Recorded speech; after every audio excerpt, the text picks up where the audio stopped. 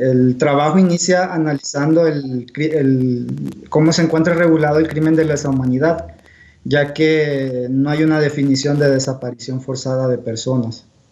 En ese sentido, al analizar el crimen de lesa humanidad, iniciaré con el tema de la desaparición forzada y igual se demostrará que no contiene los mismos elementos la desaparición forzada como delito y como conducta de crimen de lesa humanidad, y se harán algunas propuestas.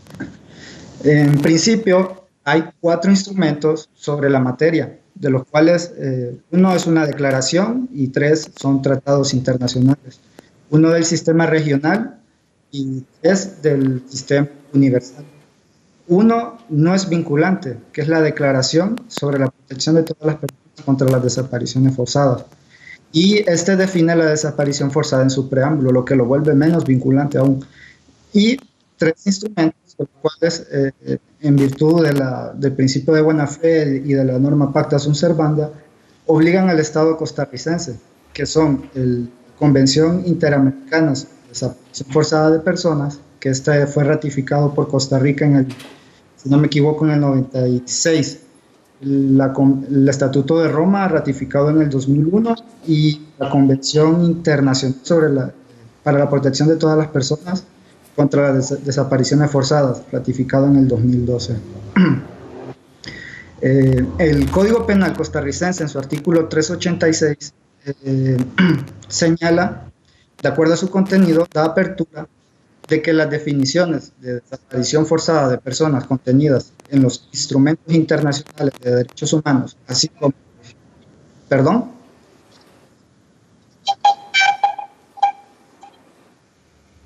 No escucho. Bueno,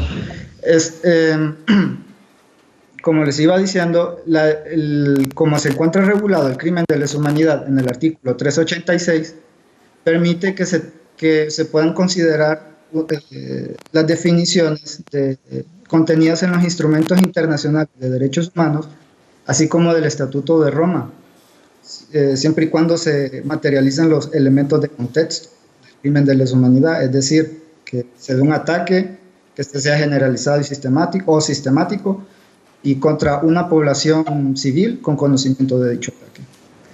El referido artículo corresponde a los tratados internacionales de los que Costa Rica sea parte, relativos a la protección de los derechos humanos y del Estatuto de Roma.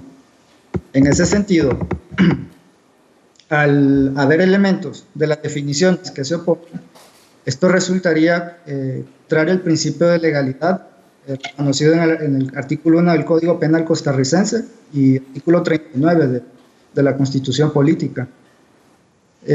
La Comisión Interamericana de Derechos Humanos se ha referido en cuanto a la formulación de tipos penales de conformidad al principio de legalidad, y ha dicho que consta de 2 dimensiones, una formal y otra material. En cuanto a la material, ha dicho que los tipos penales deben ser formulados sin ambigüedades, en términos estrictos, precisos e inequívocos, y que las conductas estén definidas con claridad, así como sus elementos, para poder identificar las conductas, si constituyen delitos sancionables o lo constituyen bajo otras figuras.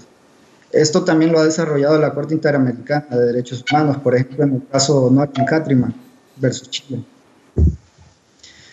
Entonces, en definitiva, podríamos decir que el actual, como se encuentra regulado el crimen de lesa humanidad, al permitir que en el caso que se cometa un ataque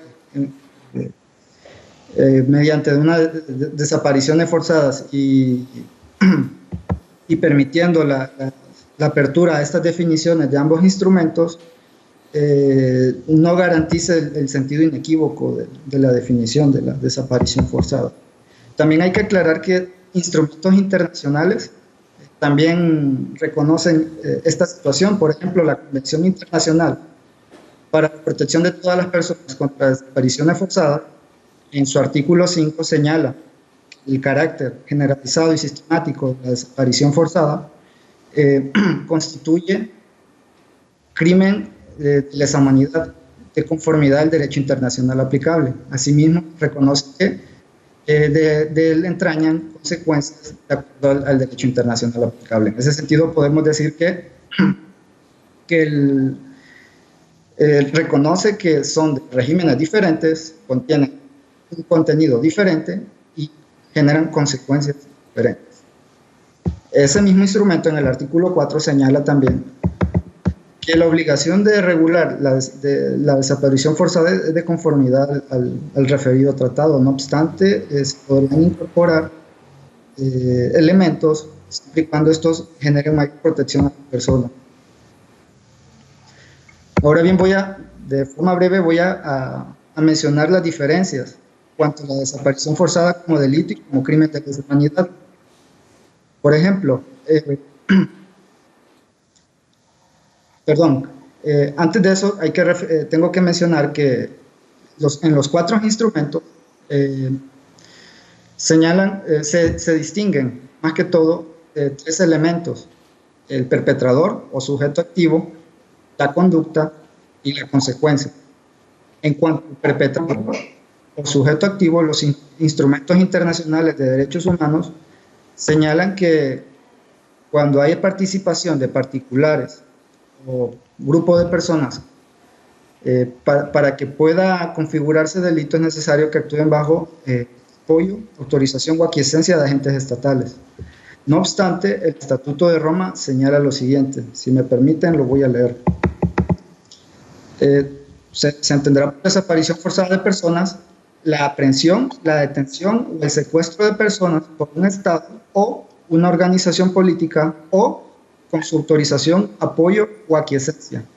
En ese sentido, desde la tercera conjunción disyuntiva o hace diferente esta definición a las establecidas en los instrumentos internacionales de derechos humanos, ya que estas contienen la palabra que, por lo cual, para el Estatuto de Roma, o sea, para el derecho internacional penal, los agentes no estatales, o sea, organizaciones políticas o personas que actúen con la autorización de apoyo a aquiescencia de estas, son sujetos activos. Ahora, ¿qué sucede si tipificamos en un único tipo penal la desaparición forzada?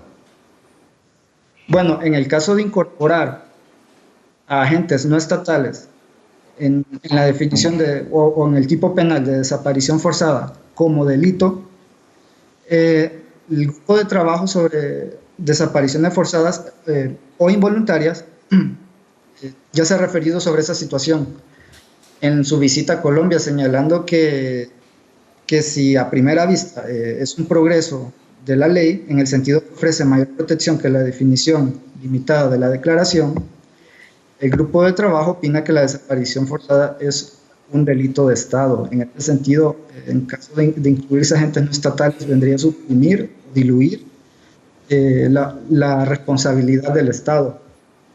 No obstante, también hay que hacer mención que la Convención Internacional sobre la materia, en su artículo 3, señala la obligación de los Estados de investigar las desapariciones cometidas por particulares y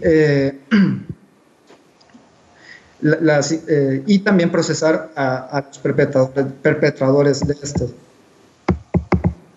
En el caso de excluir a los agentes no estatales la definición de desaparición forzada como conducta de crimen de lesa humanidad, pues como todos sabemos, la Corte Penal Internacional se instituye como un tribunal complementario a las jurisdicciones penales nacionales. En ese sentido, puede ejercer sus facultades cuando un Estado que pudiese ejercer su jurisdicción no quiere o no puede. Esto en virtud del principio de complementariedad. En ese sentido, en el caso de regularse el crimen de lesa humanidad sin considerar a los agentes no estatales, esto en primer lugar daría apertura a que la Corte Penal pudiese conocer de estos casos, y en otro sentido el Estado sería imposibilitado de conocer este tipo de conductas como desaparición forzada en un contexto de crimen de lesa humanidad. Bajo todas estas consideraciones, las propuestas que hago en mi trabajo en primer lugar, es tomar experiencias de otros países. Por ejemplo, en Argentina lo que se hace es que ellos definen la desaparición forzada de personas como delito, que si ustedes observan, la definición es similar a la de la Convención Interamericana, que en mi opinión es la que brinda mayor protección, y a su vez, a través de una ley, la 26.200, establecen que el crimen de lesa humanidad será punible para el Estado argentino de conformidad a lo establecido en el artículo 7 del Estatuto de Roma. En ese sentido, regularlo de esa manera no excluye el contenido del artículo 7. En ese sentido, la definición de desaparición forzada en un contexto de crimen de lesa humanidad aplicaría de acuerdo al artículo 7, numeral 2, fracción I.